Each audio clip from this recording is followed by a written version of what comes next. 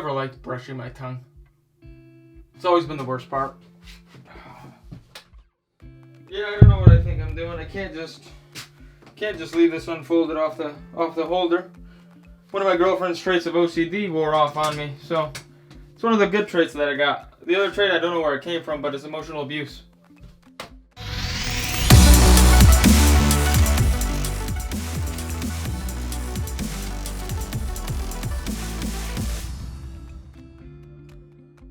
Hey guys, what's going on? Welcome back to yet another video. Today I'm going to be going over a very controversial topic right now, mainly if you're a racist.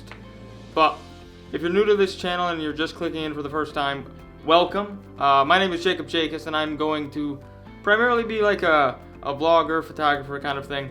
And when things like this come up, I want to give my opinion on it, because a lot of people are very uneducated on this whole topic and what's going on in the outside world. So without further ado, let's just get right into it. Alright, so to give a little bit of an insight on what is going on outside the world, if you don't have social media or you don't have friends or have any, if you're locked in a basement, this video is perfect for you because it's going to give you a general idea on what's going on. So to give you guys an idea on what exactly happened, so on the evening of May 25th, George Floyd tried to pay with a counterfeit $20 bill. That is a crime. I believe it's called passing counterfeit currency or something along those lines. Now, as any convenience store employee would do, they proceeded to call the cops. When the cops originally came around like 8 p.m., they found George Floyd sitting in his car around the corner from where he was shopping. And they walked up to their vehicle with their guns drawn. They said, "Show me your hands, you're under arrest." As he went to get out of the car, the officers pulled him out of the car, and he began to get claustrophobic. When he got to that point, he originally fell to his knee, I believe. The officers proceeded to put him in handcuffs. Now, after that, they walked him over to the police car. By that time, about 6 minutes has passed. Two additional officers come. One by the name of Derek Chauvin, whatever his name is, I don't care. Who cares about that guy? Let me take a quick break here. I am all for promoting positivity, but for something that happened like this is just inexcusable. I can't. Anyways, when Officer Derek, I'm gonna call him. When they got there, they found Derek on the passenger side of the cop car, so he essentially pulled him over to the other side, the driver's side, and again he fell. He collapsed right to the ground. He fell right on his stomach, face down, while he was still handcuffed, might I add. With that being said, for whatever reason, he wasn't moving, he wasn't resisting anything. Derek proceeded to put his knee pretty much on his neck, exactly on his neck. Police precincts all over the world will continue to say that's not good, that's not something that we train. The chief of police there in Minnesota said that is not something they train him on. As Derek had his knee on his neck, for whatever reason, he thought that was a good idea. George Floyd began to say repeatedly, "I can't breathe," pleaded for his mother, saying, "Please, please, please," just begging for his life.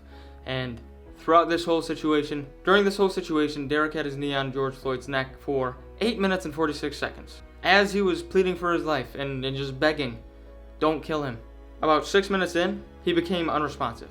One of the officers, I believe his name is Lane, he proceeded to check his pulse. He said, "I couldn't find one." That was 6 minutes in. Even after he said, "I couldn't find a pulse," he wasn't moving. None of the officers moved. They continued to hold him down. Derek continued to have his knee on his neck for an additional 2.5 minutes. By the time the ambulance got there, he wasn't moving. When the ambulance finally got there, George Floyd was not breathing. It wasn't until the medics got there with the gurney. If you don't know what a gurney is, it's what they wheel people out on. They finally rolled him out to his side and put him on the gurney. He got taken to the hospital. It wasn't an hour later, he was pronounced dead. The first problem that I see with this is the Hepburn County Medical Examiner. Forgive me, I'm going to look at my phone so I can fully pronounce this correctly. They said the cause of death was cardiopulmonary arrest complicating law enforcement subdural restraint and neck compression. Essentially what that means is his heart failed. Why that's a problem? Number one, that's not it at all. They also began to add in the autopsy that heart disease was also an issue. And to me, the only thing that I see in that is they're trying to be like, "Oh, wasn't our fault. He had heart disease." Just pushing it off like they did not kill him. Keeping this in mind, they never mentioned anything about asphyxiation. The family of George Floyd hired an independent medical examiner to give the body an autopsy. The independent medical examiner concluded that it was asphyxiation. So what asphyxiation is essentially sustained pressure to the neck, which essentially cuts off blood flow to your brain. Which, keep in mind, that's exactly what Mr. David did. David had his knee on his neck for over 8.5 minutes. Obviously, that's going to cut off a substantial amount of oxygen and blood to your brain, and that's essentially what caused his death. Alright, now that we're all caught up and then I got all the medical talk out of the way, keep in mind that David was charged for 3rd-degree murder and 2nd-degree manslaughter. 1st-degree murder is premeditated and intentional. 2nd-degree is not premeditated, so it's not thought about prior, but it is intentional. The 3rd-degree is not premeditated or intentional. I don't think it was premeditated. I would understand if it was 2nd-degree. If it wasn't premeditated but it was intentional, because anyone in the criminal justice background should understand that if you put your knee right here, you're going to cut off blood flow. What is 2nd-degree manslaughter, you might ask? When the homicide was the result of an act or a failure to act that showed wanton or reckless disregard for the lives of others. I don't think anyone in the world can convince me that he, as a police officer for 30 years or however long he was a police officer for, didn't know that would kill somebody if you put your knee on their neck for 8 minutes and 46 seconds. That just doesn't make sense to me.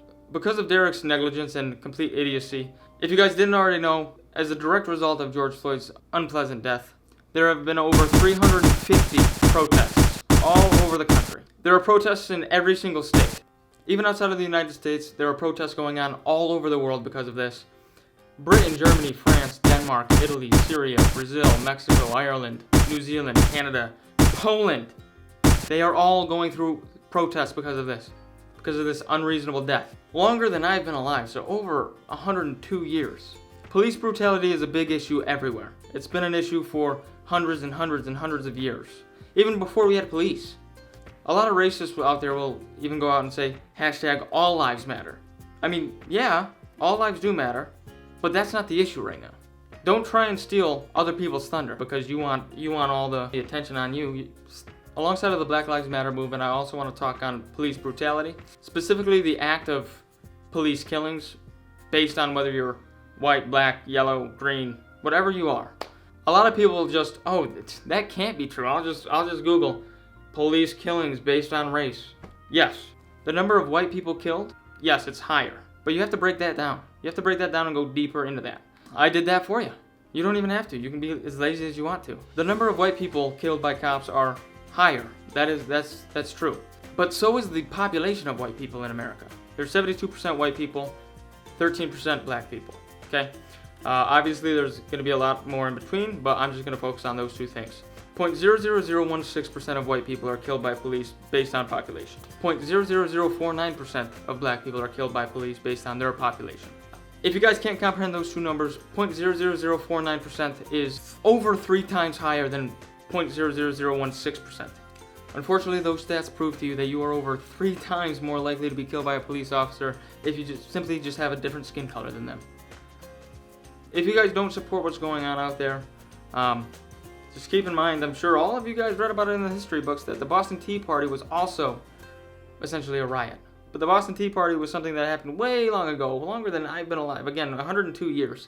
During the Boston Tea Party, a ton of boxes of tea were destroyed because of that, because of the protest. I don't know if anyone can change my mind. If you can, I am very open to it, but I don't think we should destroy our cities because of this. I think the protests all over the world are doing exactly what they need to do.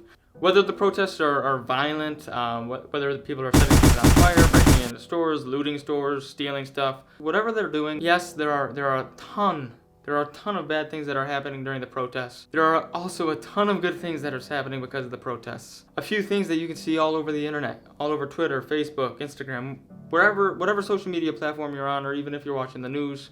There are still a ton of good police officers that are doing their jobs correctly, and they are going out into the crowds, talking to people, shaking people's hands, kneeling down with people, just showing that they're on their side too. Because that's all it is.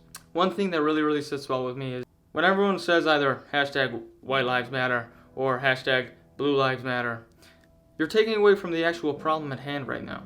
And you're taking away from people's problems that they feel so mad that they want to burn down cities.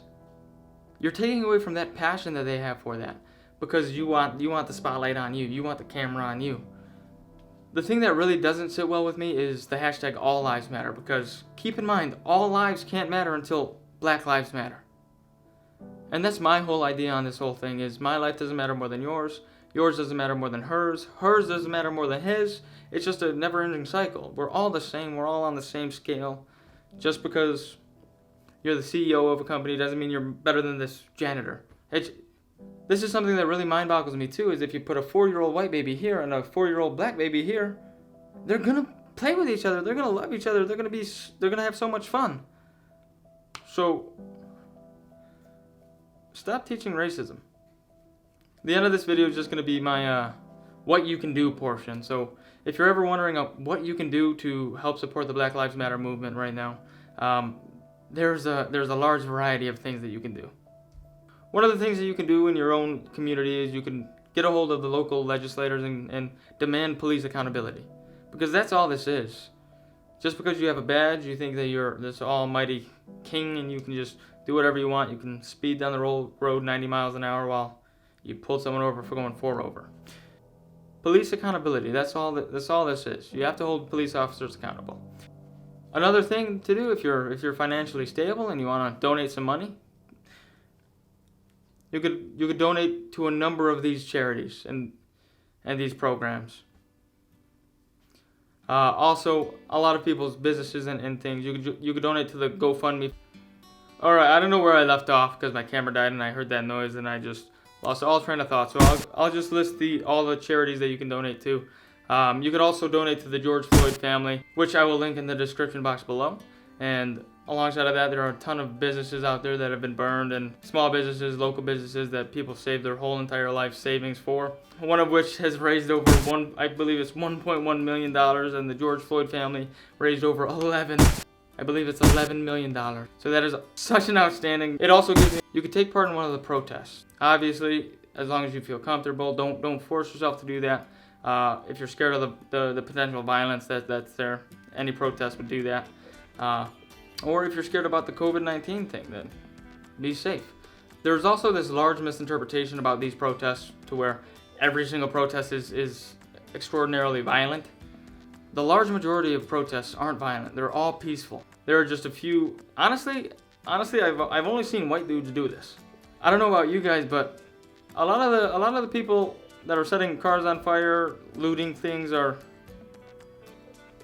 white. Just saying. If you're not comfortable going to the protests and taking part in the protests, you could always offer resources to the protesters that are able and willing, comfortable. To everyone who's watching this and has been affected and stereotyped based on really their skin color, I'm sorry. Nobody ever deserves to go through something like that, to be stereotyped just based strictly on your skin color, whether you're white or black. Again, I don't know how much it's going to mean coming from me, but I am sorry. I'm sorry that you had to go through that.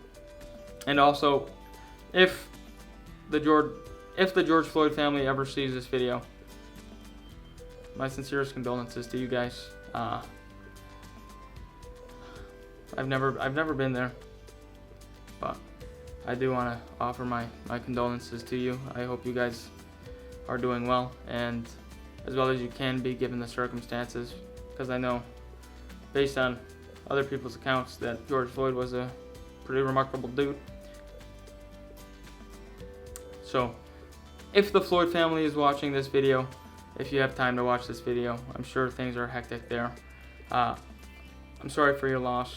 My sincerest condolences to you. And I do. The last portion of that video got cut off, so I'm gonna just tell you what I said. My memory card was full, but I was just saying that if on the rare instance that the Floyd family sees this video, I couldn't imagine the feeling that you guys have right now. Without further ado, I just wanted to give a moment of silence for George Floyd too, as well as the family.